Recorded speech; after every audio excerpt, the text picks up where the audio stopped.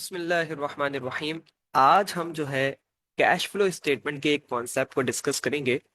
और आवाम इसका accounting treatment सही करते हैं, लेकिन अक्सर जो है कॉन्सेप्ट में मसला आता है और गलत कॉन्सेप्ट बिल्ट हुआ हुआ होता है। तो उसको आज हम जो है क्विकली डिस्कस करेंगे।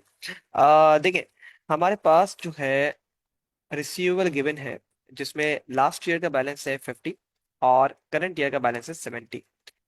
अब हम करते क्या है भाई, लास्ट ईयर से करंट ईयर में अगर रिसीवेबल में इंक्रीज हुआ है तो हम कैश फ्लो स्टेटमेंट बनाते हुए उसको प्रॉफिट से कर देते हैं लेस। ठीक है, ये कॉन्सेप्ट, ये जो ट्रीटमेंट है ये बिल्कुल सही है, ये ट्रीटमेंट बिल्कुल सही है। लेकिन इसका अंडरलाइन जो कॉन्सेप्ट है वो समझ लें। कॉन्सेप्ट क्या है कि देखिए, ये रिसीवेबल है आपके पास, ये रिसीवेबल है और ये यहां से लेके यहां तक पे इंक्रीज हो रहा है। कितने से इंक्रीज हो रहा है? 20 से इंक्रीज हो रहा है। तो आप यहाँ पे 20 से इसको डिक्रीज कर देंगे, अकाउंटिंग सही हो रही है। कॉन्सेप्ट समझे कि अगर मैं रिसीवेबल का टी अकाउंट बनाऊं और उसमें मैं ओपनिंग में डाल दूं 50, जो कि मेरा लास्ट ईयर का बैलेंस था, वो टी अकाउंट के अंदर ओपनिंग बनेगा।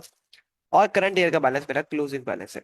और अज्यूम कर लें आप कि मेरे पास ड्यूरिंग द पीरियड की सेल्स, क्रेडिट सेल्स मुजाहिर रिसीवेबल के अकाउंट में डेबिट होगी। क्रेडिट सेल्स मेरे पास ड्यूरिंग द पीरियड थी 30 की।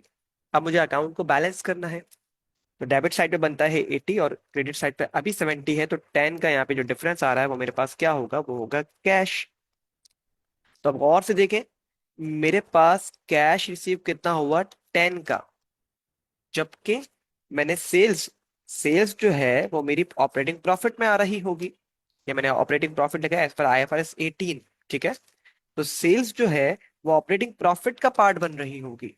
मतलब ऑपरेटिंग प्रॉफिट में कितनी सेल्स शामिल है? 10। जबकि कैश, कैश कैश मेरे पास आया है 10 का, और ऑपरेटिंग प्रॉफिट में सेल्स शामिल है 30 की। सेल्स शामिल है 30 की, जबकि कैश आया है 10 का। तो मतलब सेल्स ज्यादा शामिल हुई हुई है, सेल्स ज्यादा शामिल हुई हुई है। कितने की ज्यादा हुई हुई है? 20 की। तो मैंने यहाँ पे कैश फ्लो स्टेटमेंट के अंदर 20 लेस कर दिया। आई होप एंड एक्सपेक्ट कि आपको ये कॉन्सेप्ट समझ में आया होगा। ठीक है भाई, थैंक यू वेरी मच।